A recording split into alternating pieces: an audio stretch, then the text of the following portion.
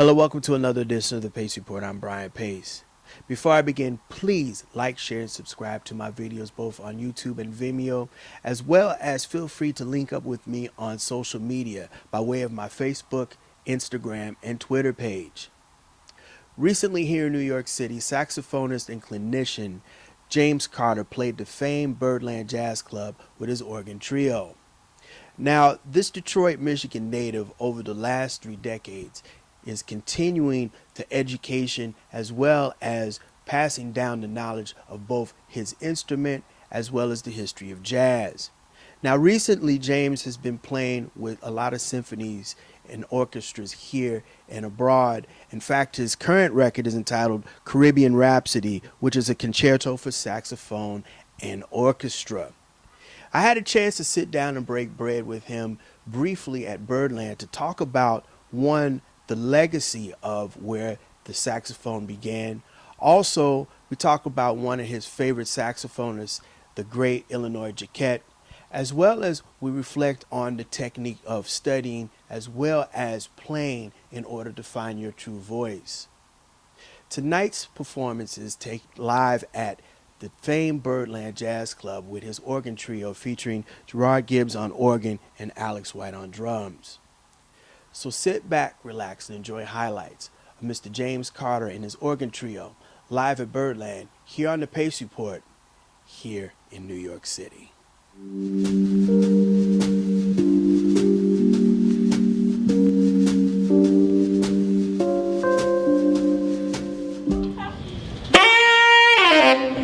Whoa.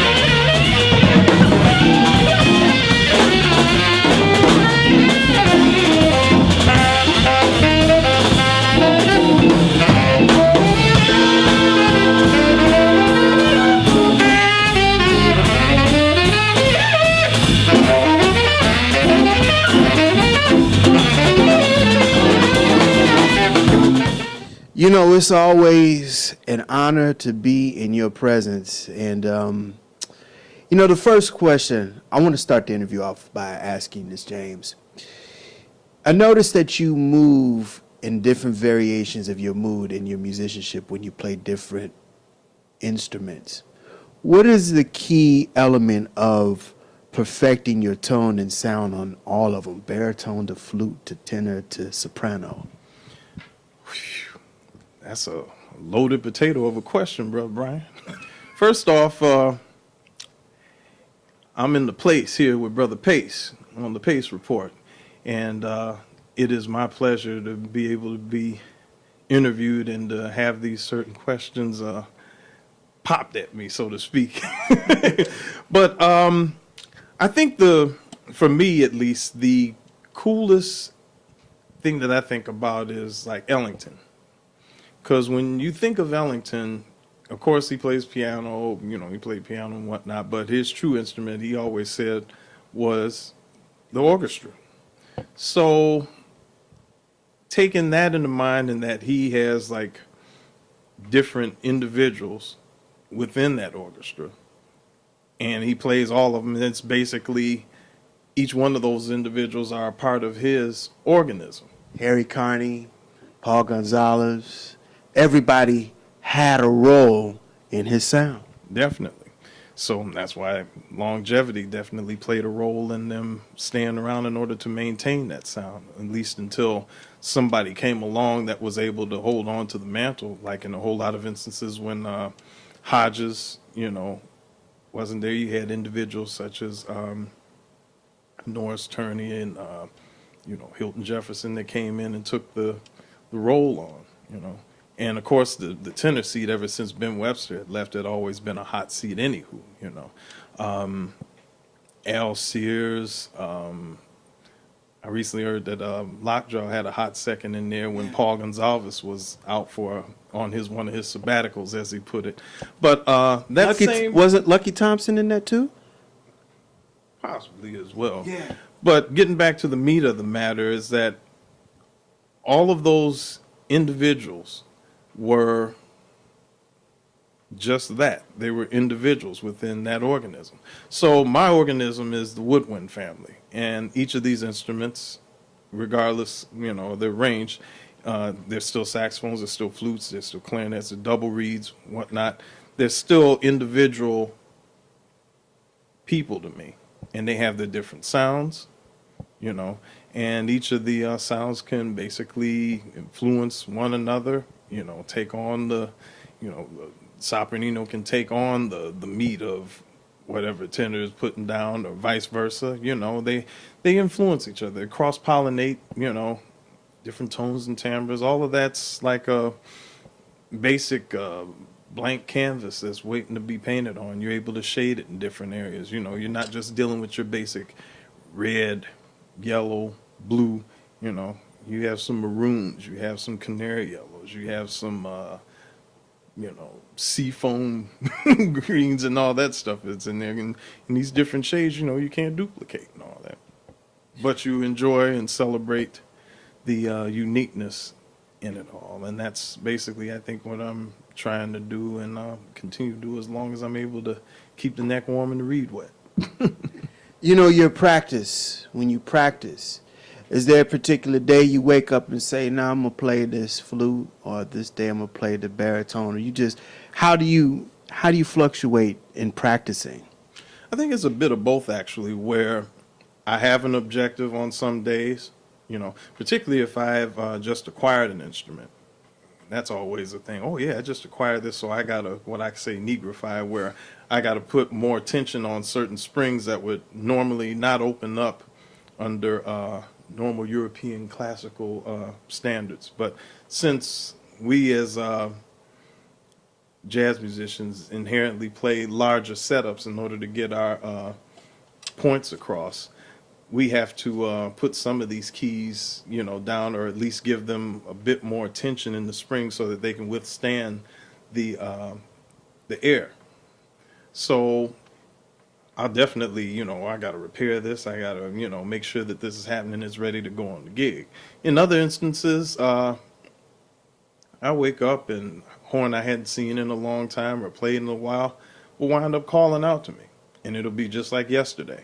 That, oh wow, I'm able to get back on this, and it feels like old home week. I still have my very first saxophone, and still play it. In fact, I play it with my son whenever I'm teaching him, his parts and whatnot, and so it's still a very active role. Some number of horns later. We're going back to the horns because you have also had your hands on designing your horn. Also, when you go to your saxophone maker, the person who designs it, what are some of the things that you, as a musician, want them to incorporate as far as your fingering and also the sound of your horn?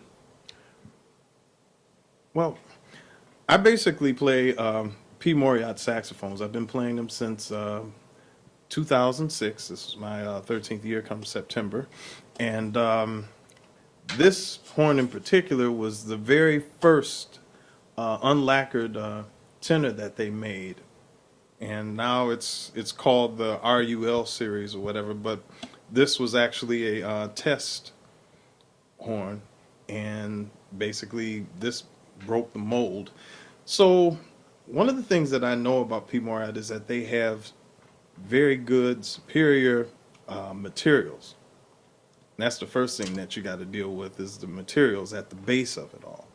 And in terms of being hands-on with the ergonomics and making sure that the horn feels as smooth as possible and can withstand the normal breath that I would be able to put in, especially through this mouthpiece, because it's not your everyday mouthpiece that you get as a kit. This is a custom-made mouthpiece that will never be seen of again. It's a very open mouthpiece. But in some instances with open mouthpieces, you can't play the full spectrum. But in this instance here, you can play the full spectrum from quiet like a rat pissing on cotton to all-out explosion and everything in between. So anytime that I'm looking at having the horn designed for me with my whatever in mind, that's the first thing that has to happen. It has to have a personality, which basically comes through with superior materials, and people have to have a eye, discerning ear for various the ergonomics and all for it all to happen.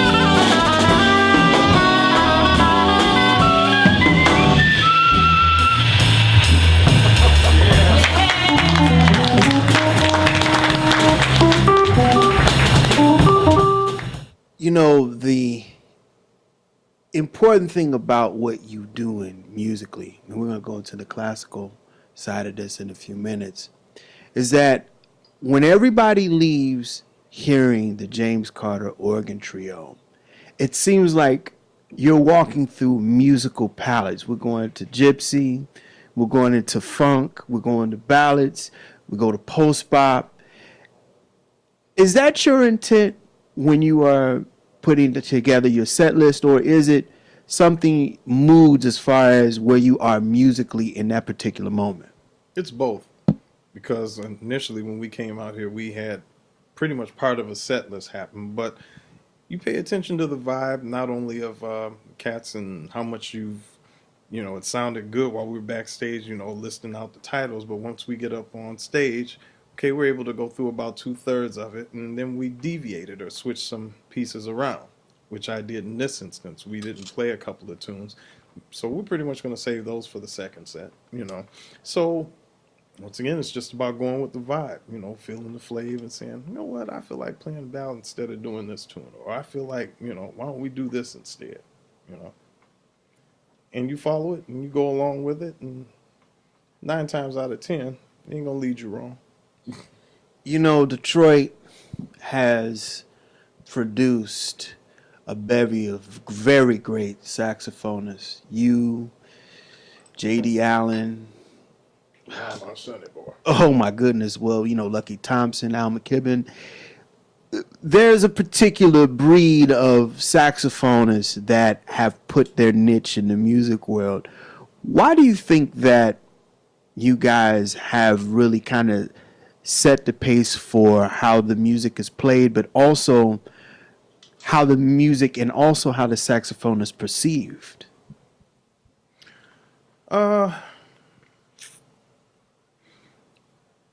I think there's a whole lot to be said about Detroit in terms of project I just took part in recently with Jason Moran called Great Migration.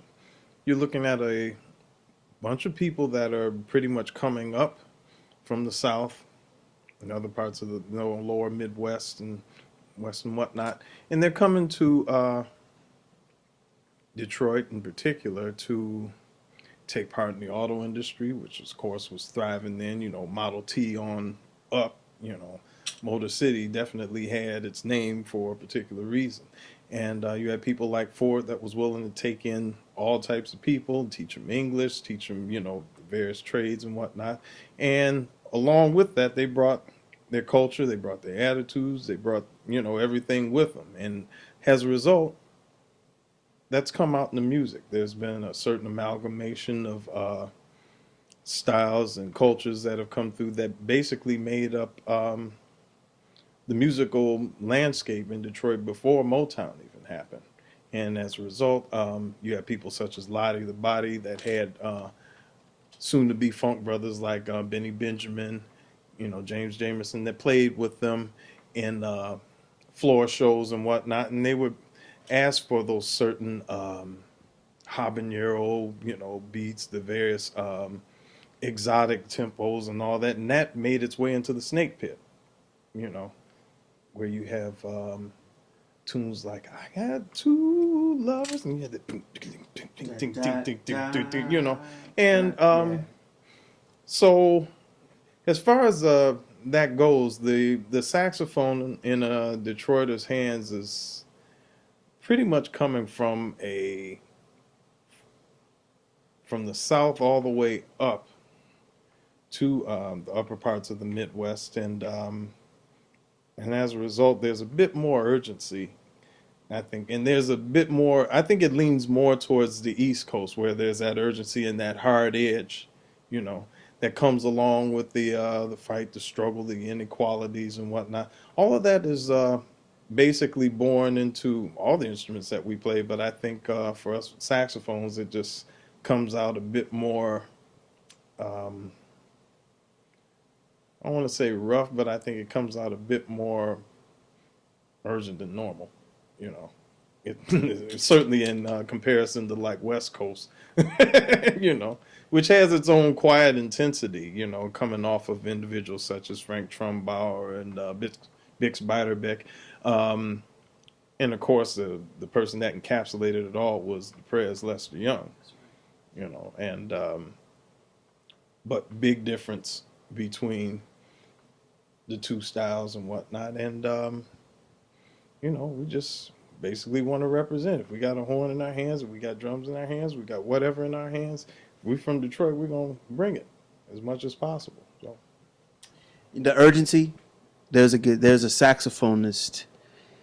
Technically, he's from Grand Rapids by default, but I would say Junior Walker probably was another cat that kind of put a very different twist on how things were played at the time. well, everybody that comes from R&B, basically the grandmaster, if you will.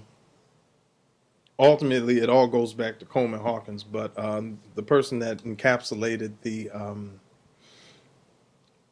R&B style of playing is Illinois Jacquette. You know, Flying Home. These are two basic Rosetta Stones of R&B. Flying Home and the Jazz at the Philharmonic that he took place, I think that was either 42 or 43, maybe even 44, but it was a thing called blues. And it's just a basic blues that Jack McVeigh, and various other cats. But when he got into playing and went up on those high notes, I mean, that's between Flying Home and blues, all the various elements are in there that represent R&B. You have the repetitive honking, you have the attitude that gives you that virile aspect that basically Coleman Hawkins brought to the tenor saxophone. But in Jacquette's hands, it just went to that next level, you know, of virility or hardness, rougher edge, whatever. And individuals after that just started, you know, copping from that and just taking, you know. I think also, once again, we're talking about the culture. Individuals shared that same sort of sentiment. I feel raw, I feel rough, I feel wronged. And that comes out in the music, you know, in a healthy sense. And as a result, you had individuals after in Illinois' wake, such as Frank Florshow Cully, God, who else can we put in there? Willis Gatortail Jackson, certainly, because he was actually the one that folks were calling the heir apparent, the Jacquette's thing. You know. What about Louis Jordan? Louis is in a category all by himself because Louis Jordan basically is one of the fathers of rock and roll. You know, jump, proto jump bands and stuff like that. He's the father of that with the Timpani Five, and everything that he did basically predated rock and roll. You know. So Jordan's in a bit all by himself. We're just talking about tenors and stuff here. And Big J McNeely, you know, Wild Bill Moore, you know. The list goes on and on as far as virile tenors that came in Jacquette's wake. So I think we share that same sentiment, you know. And then you have somebody like, there were some people that were also digging Prez's, you know, style and had a laid back thing in Detroit as well, too. Then you also had, you know, individuals like Yusef Lateef, you know, that had that peace and serenity about himself. And that's what he brought through all of his instruments. But at the same time, he was a still water that was running deep, you know.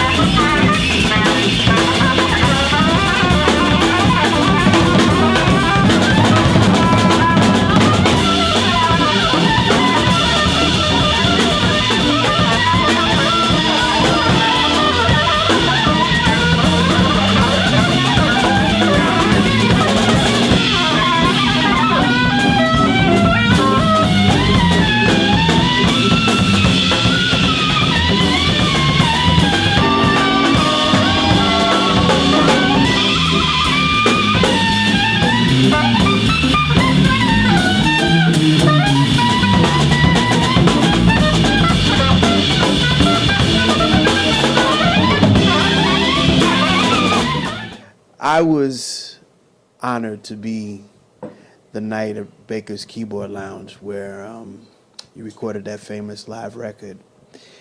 And I got to witness a woman that really kind of transfixed the whole world vocally.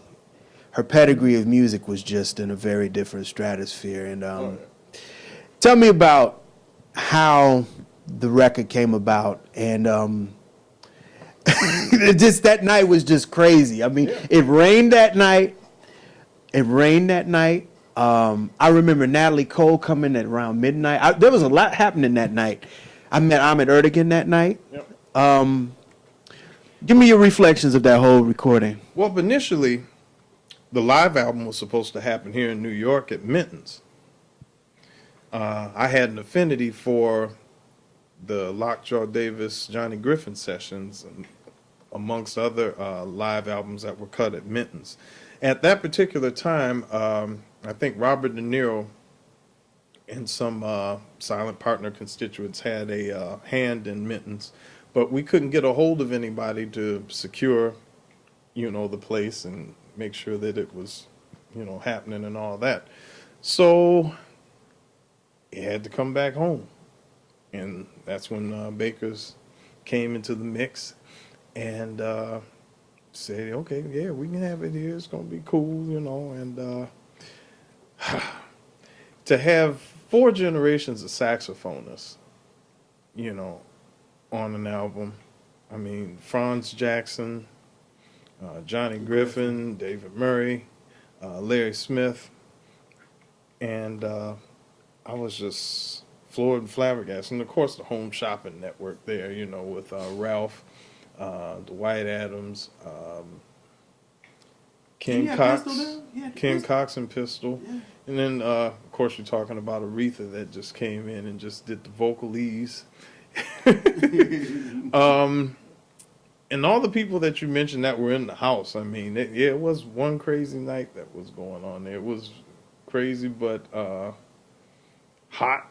Yeah, she turned air conditioner because she can't sing in air. Freon. Yeah, Freon's her kryptonite, or was her kryptonite. In addition to that, also they still had the fish and chicken still going back there, so all that hotness from that. And the third element was all the recording equipment that also generated heat as well. Right. So we had triple heat action going on, and then, like you said, it rained a little bit. So with it already being hot and humid, that just added more heat to the mix. So it was one of them. Put them in the barn after riding them wet and all that other good stuff. And I would love to possibly release that stuff, because we were looking the Aretha material, because initially we talked with her and we listened to it, and it was okay at that particular point for human consumption immediately. But as far as it being, part of the album, we kind of felt that some things were, maybe we could have did this better. And for the longest, after the session that wrapped in June of 2001, we were trying to get together for several months to go back into the studio, and we were going to do like a studio recording and possibly dial in the, the crowd noise or whatever to feign the live aspects of it. But it never happened. Every time we get to a day, like, all right, y'all, July 17th, we're going to catch you there. And so July 17th would come. Mrs. Franklin regrets, so we have to reschedule it and do it again. Mrs. Franklin, so love her to life, but we never got it to happen. So we're stuck with what we were able to do in the art of the moment. And now that she's gone, I think it's taken on another life of its own, where it just needs to be heard, because it's still part of her legacy and all. One that I was happy at that brief moment to share with her, Amazing Grace just came out, the documentary that Sidney Pollack just came out, and critically acclaimed reviews. I mean, everybody's talking about this documentary, and I'm just, I'm wondering now that her legacy is already set in stone. It's been set in stone 50 years ago. Do you think that now it's important to put that in James Carter's DNA in your legacy? Because I think you need to go ahead and record. And if you have to remix and do, I know we got all this beautiful technology now, but do you think now it's time for the world to hear this? Hear what? The Aretha Franklin, the songs. Oh, well, lately there's been a thing that's going on, and I guess the prime example is the Savory collection that came out. The William Savory collection is a collection of about 1,000 some odd discs that this guy William Savory, who was a sound engineer and was also a technical guru that was really ahead of his time, because this cat in the 30s was actually using 33 1/3 RPMs before it became the industry standard 20 years later. And he was recording and using large discs. He had discs that were up to 18 inches in diameter using this 33 1/3. So if you imagine that at that particular time you're looking at 10 inches of disc going at 78 RPMs with the 3 minutes thing. So just imagine half speed, less than half speed actually, and larger disc, how much music he was able to put on one side. Wow. Unbroken symphony orchestras, unbroken jam sessions and stuff that he had. I was holding one of his discs. It was an aluminum disc from Louis Armstrong. I think it was some sort of Black History thing, February 1938. And aluminum, and it had grooves in it just like if it was wax or something, So what I'm saying is that these things were like radio broadcasts that basically evaporated into thin air. Those that were there in the studio or that heard them in their privacy of their homes by the radio, those were the fortunate ones that got the first take on it and never thought they were going to be heard of again. So this Lawrence Schoenberg and folks unearthed these gems and brought them back and started digitizing them bit by bit. So you always talk about urban legends about how Prez or how Hawk and various other individuals played back in the day, and it's one thing you got the albums and some of the live stuff that you were able to hear, but to actually hear some other stuff, other material, like this cat had chronological orders of Count Basie live at the Famous Door, 1938-39. I mean, by every broadcast or whatever, So you could almost hear the growth and the spontaneity of these individuals. Same with Cab Calloway, at the Cotton Club in 38. Chu Berry actually had Hold a Body and Soul before Coleman Hawkins did, and played the mess out of it and came back, a year later and just, totally took it over and whatnot. But it's good facts to know, and they're missing pieces. I think that's the best way to put them. And the first time I actually heard some of the material from Savory, I said, this is putting the nose back on the Sphinx. Mm. So when you look at it from that standpoint, where there's that completion, that bit of inclusion, that definitely gives you that whole perspective or a bit more of a perspective of that individual. Yeah, it needs to be heard. It needs to be heard that there was a celebration that was going on, regardless of any clams or musical mishaps or any givens or whatever.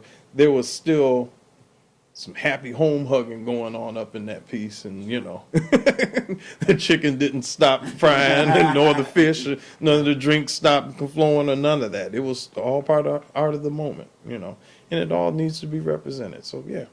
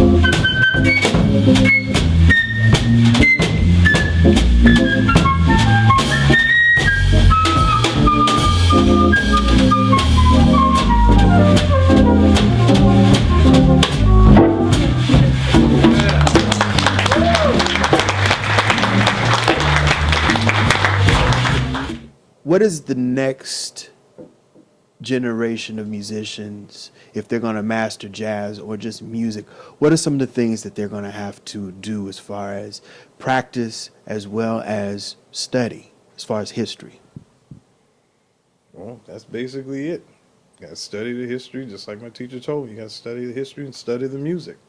You know, just from what we talked about here, I was having certain internal epiphanies. You know, like dig that these cats came from various areas and all, and landed in Detroit, and brought their wares with them, and brought their hopes, their dreams, and all that, and they manifested themselves. You know, through the music. You know, they were able to manifest themselves by being able to sustain themselves with a job, you know, in most instances. And they studied, you know, they went to the clubs, they went to interact with individuals. And I don't think, like back in the day, there was mentors that were seriously checking you out. You know, not like, oh God, I'm gonna lose this gig to this young whippersnapper here or something like that. But no, there was a bigger picture involved where we have to save our culture. In order to do that, we got to reach out to these individuals that show whatever promise or look like they show some promise, and to bring them in and let them know that there's a grand history about this. This isn't just Mary had a little lamb and hot cross buns. And if you're really good at it, music equals life. And I can definitely say that I'm living proof of that, because if it wasn't for this conically shaped instrument here, I wouldn't have met my wife to be, and we wouldn't have going on 23 good years of marriage and 2 children as a result of what comes out of this horn. So it's one thing to be able to be entertaining and all that, but the ultimate degree of artistic endeavors and music is to give hope and to give life, not only to yourselves, but also to others. And everything else will fall in place. That'll do it again for another edition of the Pace Report, reporting live here at Birdland here in New York City. I'd like to personally thank the incomparable James Carter for his time. For more upcoming information, for James' latest shows, or to order his music online, visit his website at jamescarterlive.com. I'd like to personally thank the staff and management here at Birdland for their warm hospitality. As always, please visit my website, www.thepacereport.com, for my weekly column as well as my past segments. And also, please like, share, and subscribe my videos on both YouTube and on Vimeo. Until next time, remember, if it's in the groove, it'll make you move. Till next time, peace.